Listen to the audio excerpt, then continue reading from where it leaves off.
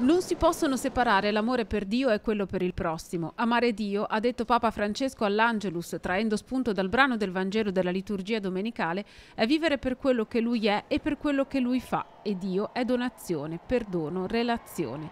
Amare Dio vuol dire investire ogni giorno le proprie energie per essere Suoi collaboratori nel servire senza riserve il nostro prossimo, nel cercare di perdonare senza limiti e nel coltivare relazioni di comunione e di fraternità. Se ci esercitiamo a vedere con lo sguardo di Gesù, ci porremo sempre in ascolto e accanto a chi ha bisogno.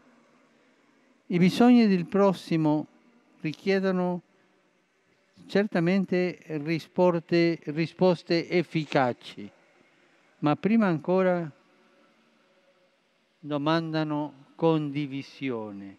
Esiste un solo Signore e quel Signore è nostro, nel senso che si è legato a noi con un patto indissolubile. Ci ha amato, ci ama e ci amerà per sempre, ha spiegato il Santo Padre. Questo, ha proseguito, interpella le comunità cristiane che devono evitare il rischio di vivere di molte iniziative, ma di poche relazioni, nel senso pieno e cristiano di questo termine.